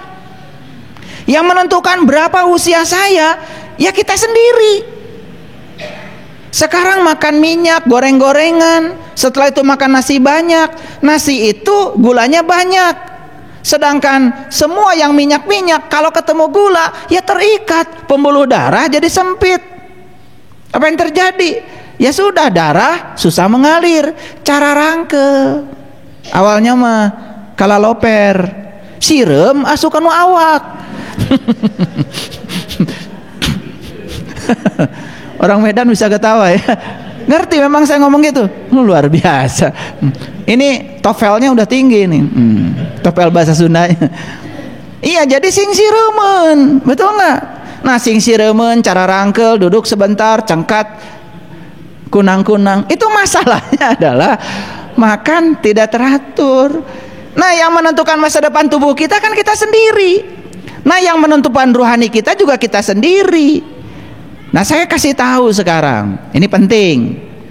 Rohani ini pasti akan berpisah dong dengan tubuh ini. Setuju? Dan ketika berpisah kan belum tentu pulang dengan sempurna. Mungkin saja masih ada karma yang harus diselesaikan. Setuju? Nah, sehingga rohani ini harus ditiupkan lagi kan, pasti pada tubuh baru. Nah, sekarang punya nggak cita-cita dengan masa depan? Nanti kalau saya ditiupkan kembali pada tubuh baru, ada nggak harapan? Ingin lahir di keluarga yang berkecukupan. Ingin kan? Masa nggak ingin? Ingin kan? Iya. Saya kalau lahir lagi nanti, semoga enggak. Saya mau lahir di kerajaan Inggris. Maunya saya. Warisannya banyak. Kan saya udah pengalaman kemarin lahir dari bapak ibu saya di perkebunan teh, kekurangan. Udah selesai itu. Paham maksud saya? Kan pengen kan nanti lahir di keluarga yang berkeadaan. Di samping itu juga keluarga yang berkesadaran, sadar pentingnya pendidikan, sadar pentingnya kesadaran. Kan ingin kan? Bayangkan, mohon maaf saya bukan merendahkan, lahir di keluarga yang serba tidak ada. Setelah itu tidak punya kesadaran, lahirnya di rumah yang serba kekurangan. Di situ cuma ada kemarahan, kebencian. Maaf ya. Masa kita tidak bisa lihat di sekeliling kita? Masa tidak bisa nonton kehidupan ini? Ingin nggak nanti lahir di keluarga yang berkecukupan, lahir di keluarga yang berkesadaran, betul nggak? Karena berkecukupan, berkesadaran dari kecil sudah dipilihkan sekolah yang bagus, dicarikan pelajaran spiritual yang keren, sekolahnya juga pasti keluar negeri, disekolahkan di sekolah-sekolah yang beradab, kan pasti mau toh? Mau kan? Oke, saya tanya dulu, kalau nggak mau saya stop ngajinya. Lanjut, ingin gak suatu saat punya komunitas orang-orang yang penuh cinta kasih, orang-orang yang peduli, ya kan? Saling menasihati dalam kebenaran supaya gak rugi, saling menasihati dalam kesabaran. Ingin kan? Masa ingin nanti saya ingin punya komunitas yang saling membenci, saling menghujat, saling tidak bisa menerima perbedaan, yang pengen seragam terus, makanya kemana-mana pakai seragam. Itu seragam itu lambang keinginan, itu ingin seragam. Makanya saya larang ngaji di tempat saya pakai seragam. Awas, ada ide-ide seragam. Nggak boleh pakai seragam ngaji di sini. Biarkan kalian pakai baju yang kalian punya di rumah. Cerminkan dirimu apa adanya, jadilah dirimu sendiri. Di masjid ini tidak usah pakai seragam. Tas seragam, baju seragam, kacamata seragam, sendal seragam. Bingung kalian mau pulang. Betul nggak? Kan ada tuh yang seragam segala, lipstik aja seragam. Nggak ada seragam-seragam di sini. Belajar menimba perbedaan, karena Allah menciptakan semesta berbeda. No seragam. Kadang-kadang saya juga suka pakai seragam. Kalau saya bimbing umroh, meh teu hese neangan. Hese di ditu mah loba jelemana. Di airport leungit gara-gara teu make seragam. Kalau pakai seragam gampang neanganana. Makanya pakai seragamnya yang kinclong, yang kelihatan gampang dari jauh. Nah, itu tujuannya pakai seragam, bukan belajar menyeragamkan. Karena semesta menciptakan kita itu udah berbeda, wajah kita berbeda, betul? Maka tujuan kita di semesta ini adalah saling mengarifi, li ta'arufu, saling menghargai dan menghormati perbedaan. Maka dilatih kita di rumah, belajar serumah dengan orang yang berbeda, sakasur dengan orang yang berbeda. Bayangkan, betul? Iya. Kalau berhasil, sukses di situ, kedewasaan tumbuh. Pengen nggak suatu saat ketemu dengan guru yang berkesadaran? Pengen? Coba bayangkan ketemu dengan guru yang ngaco, nawarin pahala, nakut-nakutin pakai neraka, terus aja begitu. Kapan mau sadar? Dia juga belum tentu dapat pahala, cuma nawar-nawarin aja. Kan dia suka nawar-nawarin tapi dia nggak pergi, kan calo.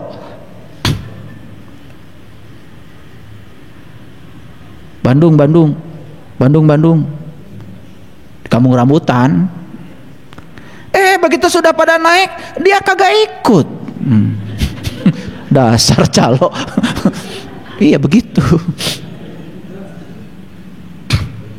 Nah, berikutnya, ingin nggak suatu saat, kalau hari ini kita belum sempurna, belum ketemu mandala cahaya, belum ketemu jati diri, ingin nggak suatu saat bertemu dengan guru yang mengantarkan kita untuk tahu jati diri kita, agar kita sempurna dalam kehidupan muni ayat innalillahi wa ingin? Tahu nggak? Semua itu cuma satu syaratnya, perbanyak kamu melakukan kebaikan hari ini, di sini, sekarang. Saya kasih tahu. Satu, untuk lahir memiliki tubuh yang sempurna harus punya tabungan kebaikan yang banyak. Satu itu. Lahir punya tubuh yang sempurna dulu. Jarinya 10, kakinya 2, matanya 2, normal. Itu harus punya tabungan kebaikan yang banyak. Apa yang kau lakukan sekarang? Terus aja menebarkan kebencian, terus saja menebarkan kerusakan di muka bumi. Ingat itu, ada karmanya. Hanya ingin punya tubuh yang sempurna saja.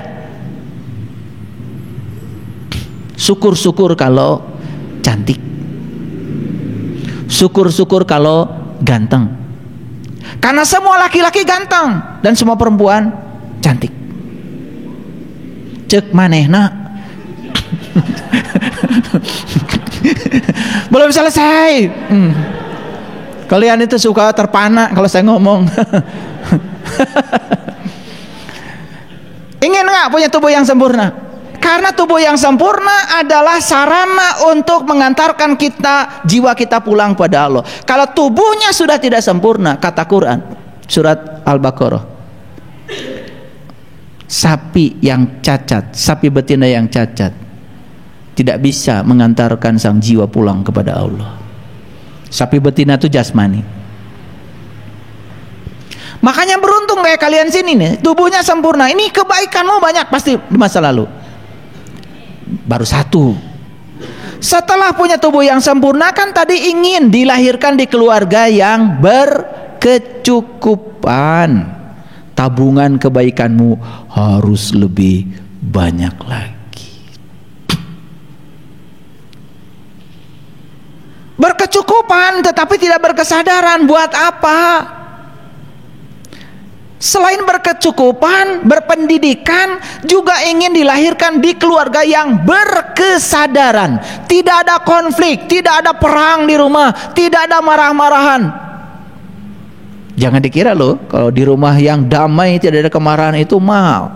Tabungan kebaikanmu harus banyak. Lahir tubuh yang sempurna di keluarga yang berkecukupan, kemudian di keluarga yang berkesadaran. Dipilihkan pendidikan yang paling bagus, mahal nggak masalah. Kan kamu jadi orang, pasti secara duniawi pangkatmu juga akan tinggi. Penguasaan bahasa asingnya keren, penguasaan ilmunya keren. Lah pastilah jadi direktur. Iya.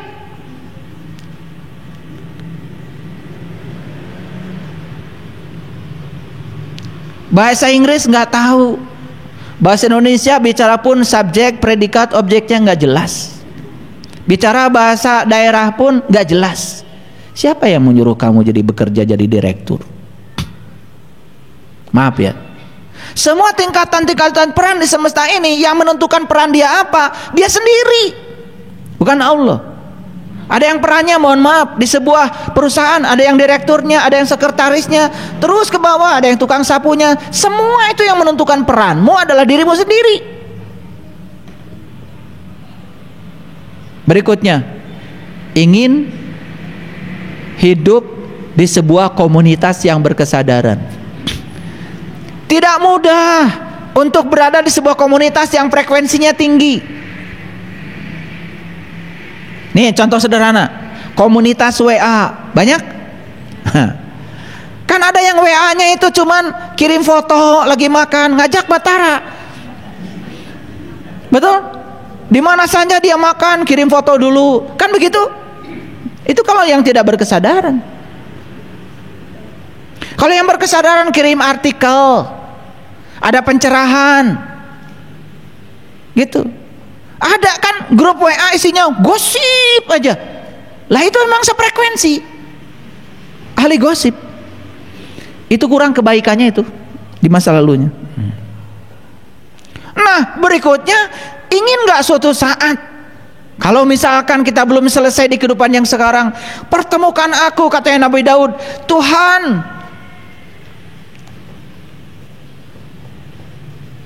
tumbuhkanlah cintaku kepadamu. Tumbuhkanlah cintaku kepada orang-orang yang telah berhasil mencintaimu. Tumbuhkanlah cintaku pada ilmu dan amal yang dapat mengantarkan aku akan cintamu. Itu doanya Nabi Daud. Jika aku belum bisa bersamamu ya Allah, hidupkan aku bersama orang-orang yang sudah berhasil bersamamu. Itu doa Nabi Daud. Kalau kamu tidak bisa bersama Allah, cukup kamu bersama orang-orang yang sudah bersama Allah. Kamu akan bersama Allah. Dan untuk bersama orang-orang yang bersama Allah beneran, perlu tabungan karma kebaikan yang banyak. Apalagi kalau untuk sampai bertemu dengan jati dirimu yang sesungguhnya, perlu tabungan karma yang banyak. Jadi lucu saja kalau ingin punya masa depan rohani yang gamblang, tetapi kehidupannya gambling.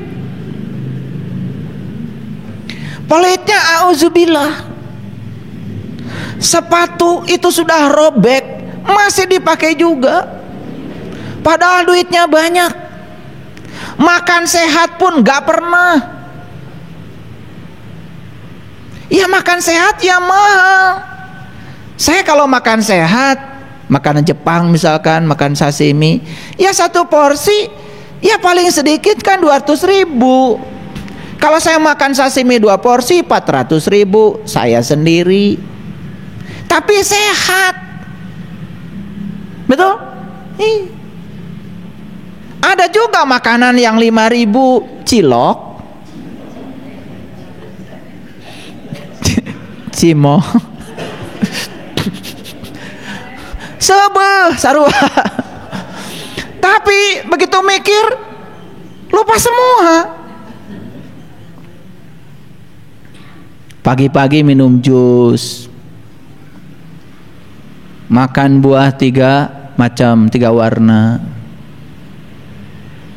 minumannya probiotik yang sehat, biar ada regenerasi sel, tidak ada penyakit mah, tidak ada apa-apa. Mahal memang. Jadi kalau ada orang mengatakan gak apa-apa kita sengsara di dunia, bagian kita antar di akhirat, orang gila. Rekomah bengar di akhirat, di dunia nggak seribu gitu. Boro-boro mikiran akhirat, mikiran dahar guys, apa poe nggak seribu. Nah ini kadang-kadang didoktrinkan. Padahal Quran mengajarkan Robbana atina fid dunya hasanah wa fil akhirati hasanah. Harus hasanah dua-duanya. Kalau akhirat ingin sempurna, dunianya harus sempurna. Jadi benghar dua-duanya. Memang uang itu bukan segalanya, tapi segalanya perlu duit. Jadi jangan berpuisi, saya nggak perlu uang karena uang bukan segalanya. Segalanya perlu duit. Kalau nggak ada uang, repot. Kalian sholat Allahu Akbar, begitu sujud sajadahnya keserak. Tahu keserak? Garing, ya, tipis. Ya, sekali sujud langsung hitam.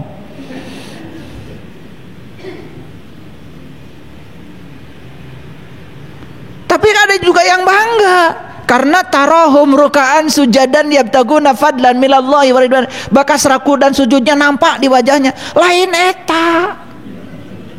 Bekas ruku dan sujud nampak di wajahnya, wajahnya menyenangkan, penuh persahabatan, bager. Mun batkur rek balik teu kudu ditanya boga ongkos, mere we eta mah. Itu tarohum rukaan sujadan. Ngerti maksud saya? Itu. Nah, jadi kalau kita ingin masa depan rohani kita ini bagus, maka caranya adalah di sini saat ini sekarang lakukan sesuatu yang bagus. Semua pemberianmu, semua kebaikanmu tidak ada buat orang lain, semua buat kamu sendiri dan akan dipanen olehmu pada saatnya di masa depanmu. Itu namanya sedang membangun masa rohaninya yang gamblang. Pengumuman ini buat yang pada pelit. Ingin masa rohani, masa depan rohaninya gamblang, tapi sekarang gambling, ngasih. Aduh, kalau ngasih itu nyaman diomongin lagi. Udah gitu, udah ngasihnya dikit, pakai dalil lagi, gak apa-apa, yang penting ikhlas. No saatik mata ikhlas, yang ikhlas mah ngasihnya banyak. Orang yang kasih banyak kan nggak pernah pakai gak apa-apa banyak juga yang penting ikhlas, nggak ada kan? Tuh. Yang suka pakai nggak apa-apa ngasihnya sedikit yang penting ikhlas menumerena saeutik. Dan numerena loba mah tara make pidato. Nggak apa-apa kan? Ayah ngasihnya banyak juga yang penting ikhlas. Wah nu ngomong gitu ke saya. Nu sok di WA ngomong gitu, ayah nggak apa-apa ya. 1 lidi pun berharga, kalau nggak ada, tetapnya saeutik. Pakai puisi. Gak apa-apa kan? Tidak ada lidi yang besar kalau tidak ada satu-satu. Benar atau benar? Benar, nggak ada yang salah. Ya, iya. Oh 1 juta juga ya, tidak ada kalau nggak ada 1 rupiah. Bener, piraku atau ada saperak mah. Nah kita sering mencari dalil-dalil untuk melindungi, ya sebetulnya kita udah ditegur dari dalam, jangan ngasih segitu, nggak ada artinya. Tapi kita bikin dalil-dalil untuk memberikan diri seakan-akan terhormat. Itulah sebetulnya. Jadi sekali lagi, kebaikan tentu saja tidak terbatas pada harta. Kebaikan tuh banyak. Nulung kanu butuh, nalang kanu susah, nyaangan kanu poekeun, ya ngahudangkeun kanu sare, nganter kanu keung, nepak kanu poho. Sok yang 6 saja kalau dilakukan itu sudah keren. perbanyak kebaikan. Kapan? Sekarang. Maka Quran mengatakan janganlah kamu mengatakan besok masih ada waktu. Itu adalah kesombongan. Nah, jadi jelas ya. Apa sih masa depan itu? Masa depan adalah waktu setelah masa kini. Masa depan kedatangannya dianggap tak terelakkan. Karena apa? Keberadaan waktu dan hukum fisika. Masa depan itu ada. Karena apa? Karena keabadian. Walaupun secara agama kadang-kadang saya sering mengatakan masa depan tidak ada, masa lalu tidak ada, yang ada masa kini. Itu dari terminologi agama supaya kalian semangat. Tetapi dari sisi hukum fisika masa depan ada. Bahkan ya, kalau saya jelaskan secara fisika, sebetulnya kita harus belajar yang namanya kerucut cahaya. Itu harus belajar teori relativitas Einstein. Kalau saya jelaskan di sini, saya khawatir kalian mencret semua. Jadi karena itu maka saya tidak akan bicara masa depan dari dimensi waktu secara fisika. Cukup saja ya, masa depan itu memang ada secara fisika karena keabadian tetap ada. Tetapi secara agama sering ada orang mengatakan masa depan tidak ada, maksudnya supaya kita berfokus pada di sini, saat ini, sekarang. Ngerti maksud saya? Nah, bedakan ya, mana sudut pandang fisika, mana sudut pandang agama. Sudut pandang fisika ya memang ya ada yang namanya kerucut cahaya, ya, konsep ruang dan waktu, konsep keabadian. Ada yang namanya teori relativitas, ada yang namanya konsep dilasi waktu. Itu kalau dijelaskan pusing kalian ya, boro-boro ngurusi teori relativitas ya. Ya, ngitung aljabar aja yang biasa, x kuadrat tambah 4x ditambah 4 sama dengan 0. Berapa x1, berapa x2? Liar kan? Iya, jangankan yang gitu. Gak usah, pusing itu, pusing. Itu mah bagian saya. Nah, sekarang yang paling penting bahwa masa depan itu ada. Tetapi dalam konsep agama sering orang-orang mengatakan secara bijak masa depan itu tidak ada. Bukan berarti begitu sudut pandangnya. Supaya kita berfokus pada saat ini, di sini, sekarang. Kalau mau berbuat kebaikan, sekarang saja. Gitu maksudnya ya. Jadi bedakan mana sudut pandang fisika, mana sudut pandang agama. Stephen Hawking bicara masa depan ada, Einstein bicara masa depan ada, karena beliau adalah ahli-ahli fisika ya. Tetapi ya, orang-orang yang mengajarkan kita untuk berbuat hari ini sering mengatakan masa depan tidak ada, supaya kita berbuatnya di sini, saat ini, sekarang. Makanya ada orang yang kemudian menulis buku The Power of Now, supaya kita berfokus ke sini, saat ini, sekarang. Jadi sudah jelas. Hari ini saya tidak bicara banyak ayat. Walaupun saya meluncur tadi beberapa ayat muncul, itu karena anugerah dari semesta buat kalian. Tetapi yang paling penting sekarang, mari kita tentukan masa depan kita dengan gamblang. Terutama masa depan jasmani dan rohani kita. Dan mulai sekarang berhenti untuk melakukan tindakan gambling. Karena semua harus sudah pasti. Terima kasih. Assalamualaikum warahmatullahi wabarakatuh.